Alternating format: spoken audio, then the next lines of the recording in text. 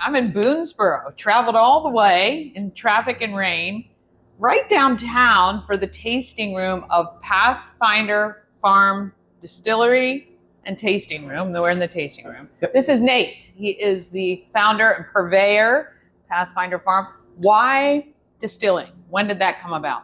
Oh, so I started doing a little bit of homebrew when I was in the Navy in Japan, and got into it through family. My father-in-law was working in the wine industry and saw the waste that was coming out of there and doing a little bit of experimentation. And then my dad got a still, my brother-in-law got a still. I was the last one to get a still, and then now I've got the biggest one. You have right. You had to go. Hey, it's like equal or better. You just got to wait a little bit. Mm-hmm. What do you love about the distilling process and doing all of that? Oh, so what I love is like the rural country lifestyle. I grew up in York, Pennsylvania, and my parents lived next door to my grandparents. And we would go out in the summer, plant potatoes, dig them. And my grandpa had big old tractors, and farming kind of skipped a generation for my parents. I wanted to bring that back for me and my family, and also to do that. Like if I just wanted to plant potatoes or corn, we wouldn't be able to pay a farm mortgage or do any of that. So then I thought, oh, if we do this distilling, then we can make a value-added product and maybe create a family legacy and something exciting here in Boonesboro. Well, I think you are well on your way for sure. So you started the distillery when? Oh, so we bought the farm in 2019. Okay. We're working on all the paperwork and regulatory licensing. And then there was this pandemic thing. Oh, yeah. But then 4 years ago in March, we had our first legal sales right off the farm. It was our red corn moonshine with this beautiful red variety of corn we grow on our farm. Okay. And apple pie. Oh, two great ones. And I'm trying the flight here, which are amazing. We've got the moonshine margarita made with the red corn moonshine, and the apple pie a la mode made with the apple pie moonshine and cream soda. I mean, this doesn't even taste like anything's in it, which is dangerous. Yes, we do warn people when they try that one. You might not be able to taste the liquor, but I promise it's in there. Yeah. It's a little stronger than your regular glass of wine. Yeah. So So the tasting room opened just recently. You guys will be celebrating 1 year coming up soon. Yep.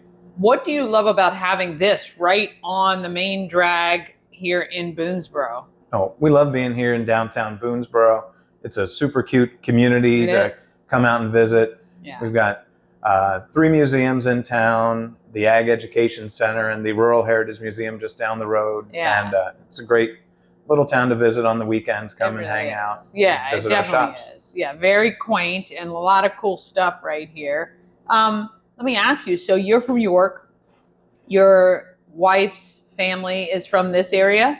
Brother and sister-in-law have a farm down the road. Okay, so that you have that. Now, are your parents, do they come and hang out here at all? Yep. So my dad, he formulated the apple pie and the blueberry moonshine recipe. He did. And folks call him Pappy. Oh, he loves to share sips whenever he's here at the tasting room, or he would do a lot of tastings and tours at the distillery at the farm. I love it. And markets. Now, one of the things I know, just business-wise, to scale, you have to get distribution, which will get you orders outside of the tasting room and the farm. And you have somebody who's been working on that for you. How's that going? Pretty good. So I wish I had a good number to tell you, but we're in liquor stores from all the way out west at Deep Creek in Maryland to the other side of Baltimore. Nice. So you're getting there. You're getting some traction. What is your hope? Are you where you thought you would be almost 5 years into this project, this business? It's always learning. I thought once we put the sign up that said Distillery Moonshine here, that they would just come down the driveway every day at the farm. But being here in town is good because we get to have a year-round tasting room. We were just slinging cocktails out of a trailer and doing tours of the distillery on the weekends. So do you still do that, the tours and stuff like that at the farm? We still do tours by appointment. You can sign up to do tours.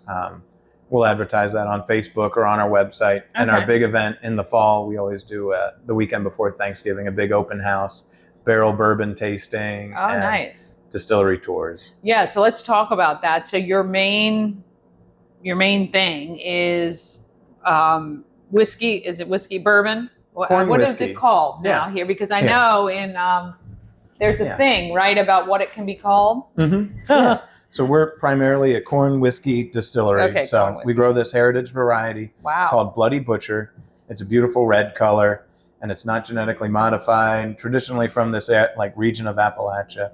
Okay. And so we're trying to bring that back and showcase it to the world as a distilled spirit. So we make it into our clear corn whiskey. We call it red corn moonshine. All right. And from there, we'll put that into a new charred oak barrel for our signature Bloody Butcher bourbon. Okay. It's a wonderful whiskey that we age in different size barrels. We've got 10-gallon barrels, 15, 30, and 53, the standard distiller's size, tucked away in the barn, aging gracefully. Yes, I love it.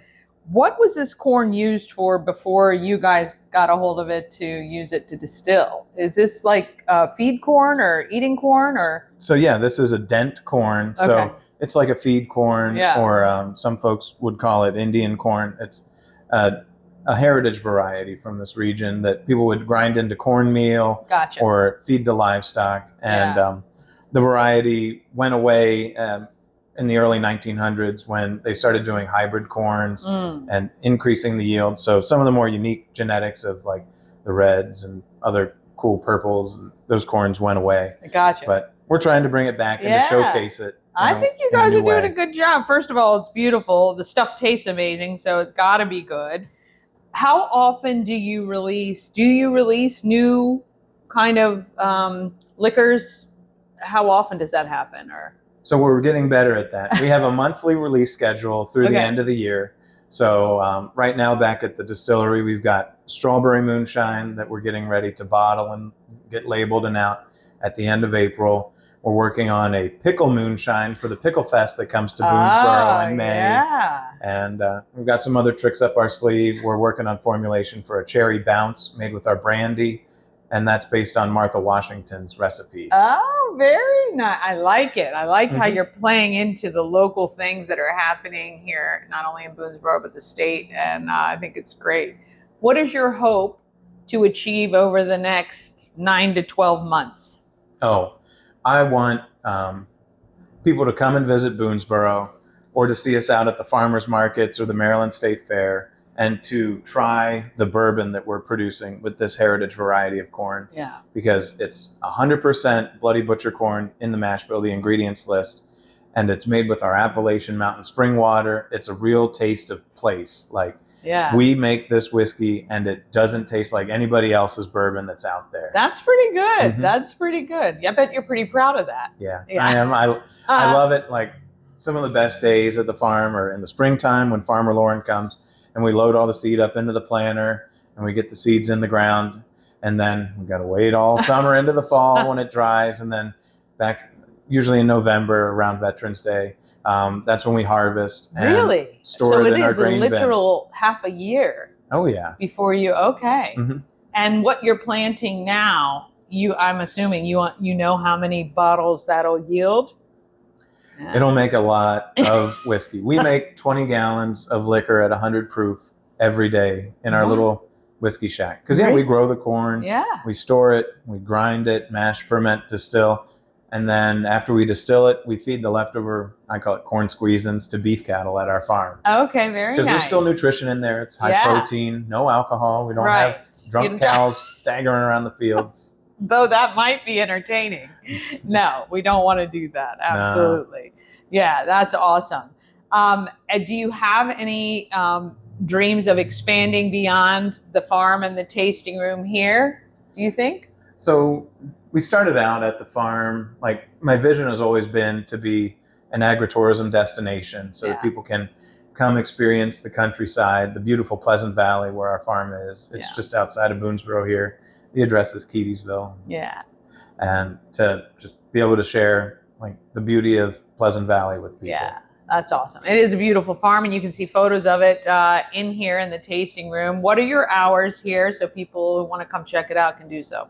Yeah, so Fridays we're open from 4 o'clock till 9 o'clock in the evening. Saturdays noon to 8, and Sunday noon to 5. Yeah, excellent. And then in May, when the weather turns, you're going to be starting Thursdays, you said. Then Thursdays will be back, and we'll be open on Thursdays 4 to 8, and doing other kinds of special events that come up. Like we did some cigars and bourbon tasting, talk with the distillers. Nice. So we do that out back on our patio area. Yeah, I love it. All right, this is Nate, Pathfinder's Farm Distillery and Tasting Room. The website's on the screen for you. Got to come check it out. Just a short drive from Frederick.